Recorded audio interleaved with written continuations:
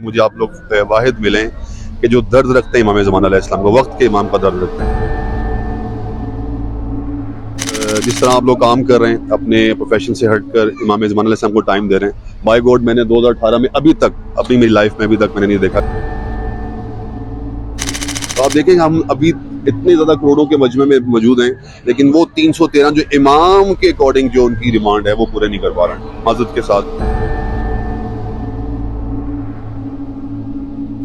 तो आप चाहते हैं कि इमाम का ज़ुहूर वैसे ही हो जाए जैसे इमाम हुसैन अलैहिस्सलाम का ज़ुहूर 1444 साल पहले करबला की ज़मीन पर हुआ था। ऐसा काम करें 24 आवर्स में, कोई एक ऐसा काम करें जो इमाम ज़माना से मंसूब हो। पता है कि हम सफ़र इश्क इमाम ज़माना की तरफ चल पड़े हैं, सब मिलकर अपने आका और मौला करीम करबला की पाक बारगाह में अल्लाहुम्मा अजल वली कल फर्ज के नारे से बुलंद है। जी ज़ाहिरीन, हमारे पास इधर एक सैयद मोहतरम सैयद अली मोहसिन रिजवी साहब हमसे मिले हैं। आज ये उनसे पूछते हैं कि उनकी क्या राय है टीम द इमाम ऑफ अवर टाइम से मिलकर। अस्सलाम वालेकुम। जी वालेकुम अस्सलाम, क्या हाल है? ठीक ठाक है सब लोग? अच्छा, मेरा नाम है सैयद अली मोहसिन रिजवी और मैं बाय प्रोफेशनल एक लेक्चरर हूँ।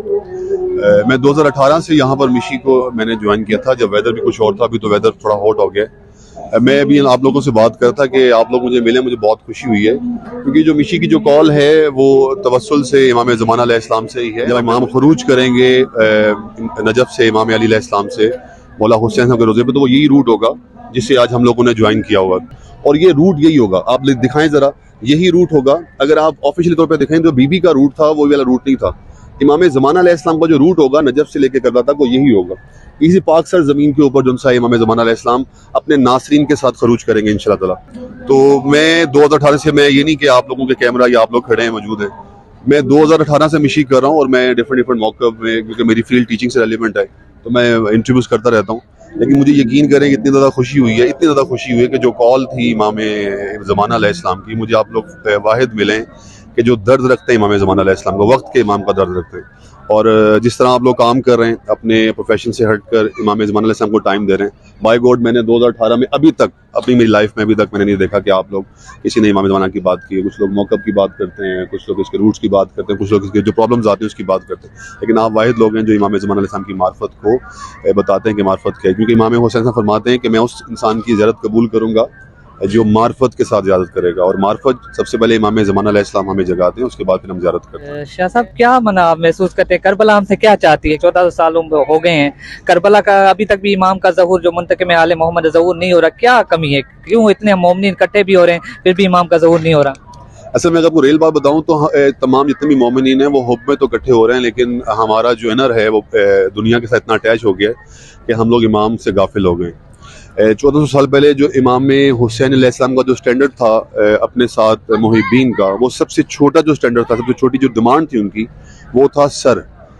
72 शोहदा जो इमाम हुसैन अलैहिस्सलाम के साथ जो जिन्होंने फरूज किया, उस सबसे छोटी जो चीज़ थी वो इमाम हुसैन उनका सर जो मांगा है। तो कुर्बानी सबसे पहले है कि आप सबसे पहले अगर कुर्बानी देंगे तो उसके बाद आप कहेंगे कि आप मार्फत के साथ मौजूद हैं। इमाम ज़माना अलैहिस्सलाम से रिलेवेंट अगर आप कुछ चीज़ बात पूछना चाहते हैं, वो ये है कि इमाम ज़माना अलैहिस्सलाम सबसे पहले आपका किरदार मांगते हैं।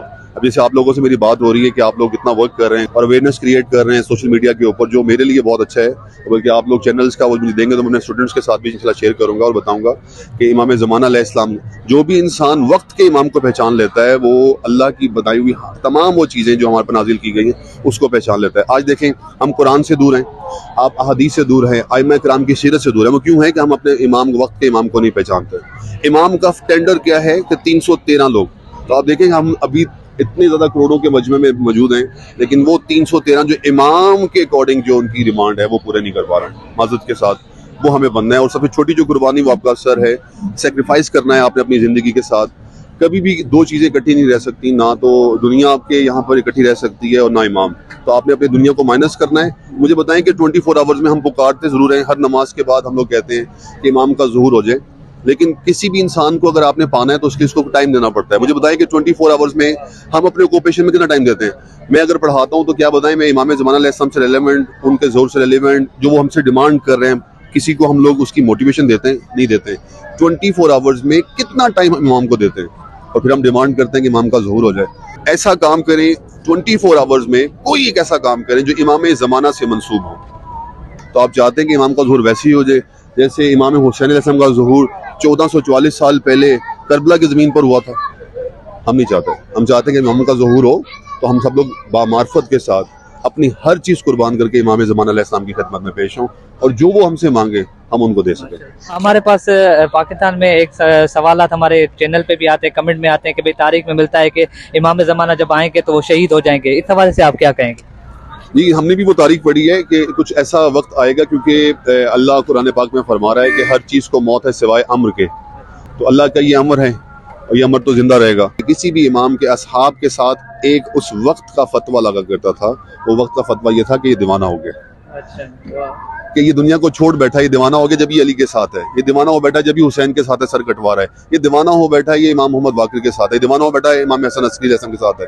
तो अगर आपको वो असहाब का स्टैंडर्ड चाहिए तो सर आपको भी इस दुनिया वालों को कहलवाना पड़ेगा कि आप दीवाने हो बैठे हैं, तभी इमाम आपसे मुलाकात करेंगे, तभी इमाम इमाम साहब से ज़हूर करवाएंगे। बहुत बहुत शुक्रिया, थैंक यू सो मच। ये हमारी टीम की तरफ से ये हमारी टैग लाइन है, ज़हूर करीब तरे मोमिन में दे रहे हैं ताकि सबको ये ज़हन नशी हो कि भाई मौला का ज़हूर बहुत करीब तरे हमारी तरफ।